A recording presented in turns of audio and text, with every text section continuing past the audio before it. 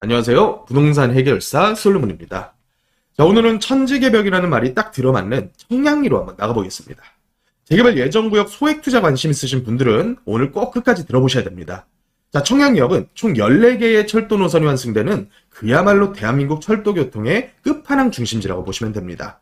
거기다가 7월 1일자로 공간혁신구역 후보지로 선정까지 됐는데, 이 공간혁신구역이 뭐냐면 용도 지역제로 우리나라의 토지가 일편적으로 전부 다 묶여있는 상황인데, 이런 제약 없이 이제 굉장한 인센티브 용적률과 고밀 개발이 가능하게끔 유도를 하는 그런 지역이라고 보시면 될 것 같아요. 그래서 광역 환승 거점 조성과 고밀 복합 개발, 이게 여태까지 청량리가 철도 환승센터만 있었지 이 환승센터에 걸맞는 업무 시설이 거의 없었단 말이죠. 거기다가 배후 주거지역도 상당히 열악했었던 지역이에요. 그렇다 보니까 이제 동북권역의 핵심 축임에도 불구하고 상당히 그 기능이 제한적이었는데, 이제는 다르다. 이제는 철도 중심지뿐만 아니라 비즈니스 거점과 일자리 지원 시설, 거기다가 주변 배후 지역에서 진행되는 수많은 정비 사업들로 이 지역이 강북 동북부 권역에서 가장 비싼 지역으로 거듭나게 될 예정입니다. 그래서 미리부터 발빠르신 분들은 이 청량리에 이런 전농 8구역이나 청량리 8구역, 제기 4구역 같은 기존에 추진하고 있었던 정비사업 물량들 선점 많이 하셨을 거예요. 하지만 지금은 이런 구역들이 프리미엄이 많이 붙었습니다. 그렇다 보니까 이제 구역 지정된 데들을 또 쫓아다니고 있죠. 그런데 청량리동 19번지 일대, 여기도 신통구역이고요. 전농동 152-65번지 일대, 여기도 신통구역입니다. 그리고 전농 9구역 같은 경우는 공공재개발이에요. 이 3개 구역이 현재 이미 구역 지정이 되어 있는 상태이기 때문에 토지거래 허가 구역이에요. 그래서 전세를 낀 소액 갭 투자가 불가능한 구역이라고 보시면 될 것 같아요. 그러면 어디를 이제 우리가 눈여겨볼 필요가 있냐면 초기 예정 구역들을 눈여겨보실 필요가 있을 것 같아요. 그 중에서 전농 14와 16, 여기가 이제 청량리 역세권과 전농 14, 이 2개 구역으로 진행이 됐었던 구역들인데, 최근 들어서 이것을 다시 구역계를 재조정해서 역세권 활성화 사업으로 추진을 이어나가고 있습니다. 그래서 여기는 아직까지는 극초기 단계, 구역계조차도 픽스되지 않은 그런 상태라고 보시면 되겠고요. 그리고 전농 10구역 같은 경우, 전농 10구역은 이번 대상지 선정에서는 떨어졌지만 건축행위 허가, 인허가 제한이 아직까지 걸려있는 상태예요. 그래서 2025년도 1월 말까지는 인허가 행위 제한이 걸려있는 상태이기 때문에 계속해서 노후도가 연장돼서 유지될 가능성이 높고요. 앞으로 추진이 이어나가면서 가장 빠르게 예정구역 중에서는 구역 지정까지 다다르게 될 가능성이 굉장히 높습니다. 그래서 이 전농 10구역을 중심으로 해서 청량리 일대에 있는 초기 그리고 예정구역들에 대한 분석을 한번 세밀하게 해보고요. 오늘은 이 지역 중에서 가장 가능성이 높은 전농 10구역에서 소액 투자할 수 있는 물건까지 한번 말씀을 드려보려고 해요. 노후도부터 한번 보겠습니다. 왼쪽에 있는 3개 구역이 현재 구역이 지정된 구역이고요. 오른쪽에 있는 3개 구역이 아직까지는 초기 단계인 구역 지정 전 단계 구역입니다. 장점으로는 왼쪽에 있는 구역들이 보다 더 빠르게 진행된다는 장점이 있겠지만, 오른쪽에 있는 구역은 전세를 끼고 갭 투자할 수 있다는 장점이 있어요. 자, 그래서 어떻게 보면 다주택 혹은 투자자분들께서는 이 오른쪽에 있는 예정 구역들을 더 관심 있게 보셔야 될 것 같아요. 자, 왼쪽 구역 같은 경우에도 아직까지는 극초기 단계이기 때문에 사실 그 끝까지는 누가 먼저 도달할지 아무도 모르는 상황입니다. 그런데 이 모든 구역들이 현재 노후도를 보면 무아타운으로 추진할 필요가 전혀 없어요. 30년 기준에서의 노후도가 법적 기준인 60%를 아득히 전부 다 뛰어넘은 구역들이기 때문이에요. 그래서 노후도에 있어서는 평균 연차가 전부 다 30년을 넘어가기 때문에 상당히 노후도가 많이 차 있다고 보시면 될 것 같아요.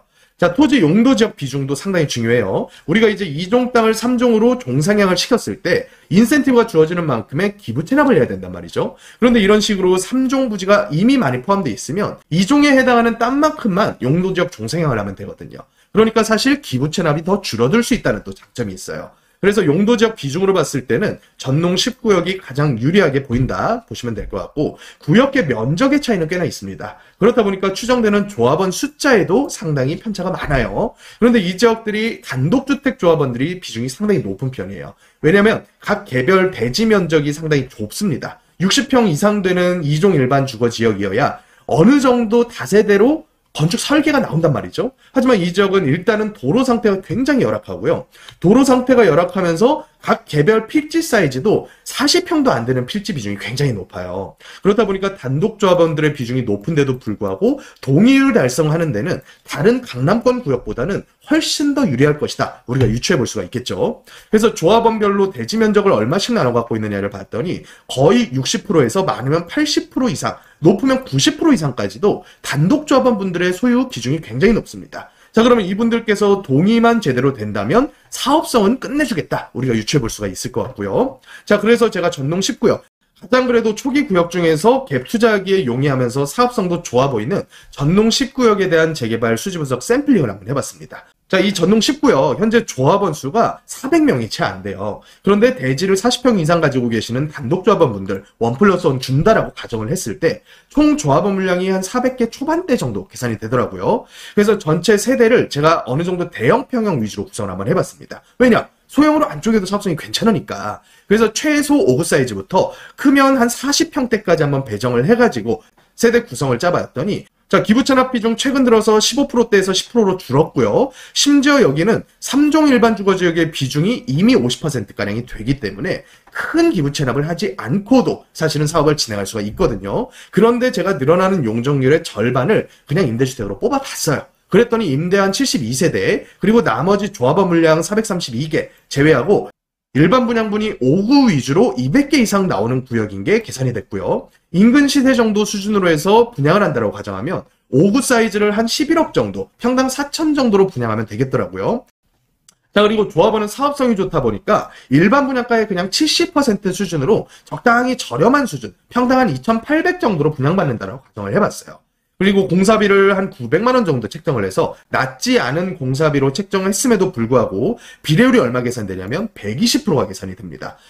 심지어 제가 종전자산 평가 금액을 토지 평당 한 4천만 원 정도로 꽤나 높은 수준으로 평가 예상을 해봤는데도 비례율이 120%나 계산이 됐어요. 그만큼 사업성이 훌륭하다는 거겠죠. 자, 그러면 투자자 입장에서 소액 갭 투자할 수 있는 다세대 물건 위주로 했을 때 어느 정도의 순수익을 기대할 수 있을까 한번 계산을 해보면요. 일단은 전용 9.1평, 투룸 사이즈가 되겠죠. 자, 그리고 대지 지분은 5평이 약간 넘어요. 그래서 격차율 150% 적용해서 기여 지분 7평 정도 계산이 되면 예상되는 종전 권리가액이 비례율까지 적용하면 한 3억 중반 정도 예상이 되고요. 여기다가 조합원 분양가 5구 사이즈가 7억 7천, 84 사이즈가 9억 중반입니다. 그래서 9억 5천 2백 정도. 자, 이 조합원 분양가에서 예상 권리가액을 빼면 20평대를 조합원 분양 신청했을 때는 분담금 예상치가 4억 초반. 자, 그리고 30평대를 조합원 분양 신청했을 때는 한 6억 정도의 추가 분담금이 예상이 되더라고요. 현재 이 물건 굉장히 저렴합니다. 4억 중반밖에는 안 해요. 4억 6,500이라는 매매가에다가 20평대 신청을 했다. 그러면 총 투자 금액이 9억 언더 정도로 예상이 되는데 현재 주변 시세가 한 12억대 정도는 무리 없이 가고 있단 말이에요. 자, 거기다가 이제 청량리 일대가 완전히 천지개벽하는 것까지 예상을 했을 때는 순수익이 최소 3억 중반, 그리고 그 이상으로까지 예상을 해볼 수가 있겠죠. 그리고 30평대 신청을 하더라도 자, 분담금에다가 초기 투자 금액 더하면 전체 투자 금액이 10억대 한 후반대 정도 예상이 되는데 예상되는 현재 시세가 15, 16억 정도 간단 말이죠. 그러면 예상 순이익으로도 이미 4억 초반대는 벌고 시작할 수가 있다. 심지어 이런 물건들 현재 투자 금액대가 전세를 그냥 2억 초중반대로 낮게 그냥 세팅을 하더라도 실투자 금액이 2억 초반밖에는 안 돼요. 그러니까 2억 초반의 투자 금액으로 최소 3억 이상, 그리고 높게 잡으면 4억 이상을 벌 수 있는 아주 훌륭한 수익률을 자랑하는 재개발 예정 구역이다. 이렇게 결론 내리면 될 것 같아요. 그래서 정리를 한번 해보면 일단은 청량리라고 하는 이름이 가지고 있는 값어치가 앞으로 계속해서 높아질 겁니다. 복합환승센터에다가 화이트존이라고 하는 고밀 개발까지 일자리로서 확충이 되게 된다면 그 일자리의 배후 주거지역은 전농, 답신리, 청량리동, 회기동 이쪽 일대가 될 것은 너무나 뻔한 일이고요. 자, 그리고 나머지 구역 지정된 토어제 구역들은 전세 낀 갭 투자가 신규 투자자에겐 불가능해요. 그러니까 최초 투입 금액이 최소 5억대부터 출발을 합니다. 자, 그리고 중기 이상 나가버린 구역들을 한번 봤을 때 청량리 8구역, 제기 4구역, 뭐 전농 8구역 이런 구역들 현재 매물도 없거니와 초기 투자 비용이 최소 6, 7억대부터 시작이에요. 자, 그러니까 내 집 마련용 투자가 아닌 이상에는 투입 금액 대비해서의 수익률은 굉장히 떨어질 수밖에 없습니다. 자, 그리고 초기 구역들, 제가 아까 보여드렸던 전농 10구역, 14구역, 16구역 같은 초기 구역들 중에서 행위 제한 곳이 돼가지고 앞으로 더 이상 쪼개기가 안 되는 거는 현재 전농 10구역밖에 없습니다. 자, 그렇다 보니까 가장 빠르게 구역 지정 단계까지 갈 수 있으리라 예상해 볼 수가 있고요. 또 그리고 투자 금액도 2억 초반밖에 안 들어가는 굉장히 합리적인 투자 금액으로 접근할 수 있는 재개발 예정 구역이다. 이렇게 보시면 될 것 같아요. 자, 그래서 이 구역에 대해서 제가 분석해 놓은 아주 훌륭한 매물들 상담 번호 남겨드릴 테니까 자, 2억 초반 투자로 청량리 재개발을 한번 노려보시겠다 하시는 분들은 빠르게 전화 주셔서 거의 남지 않은 매물 선점하시기를 바라겠고요. 또 오프라인 강의 때 이와 못지않은 정말로 훌륭한 상급지 투자 매물들 공개해드리고 있으니까 주말 강의 신청하셔서 좋은 투자기회 잡으셨으면 좋겠습니다. 자, 지금까지 부동산 해결사 솔로몬이었습니다.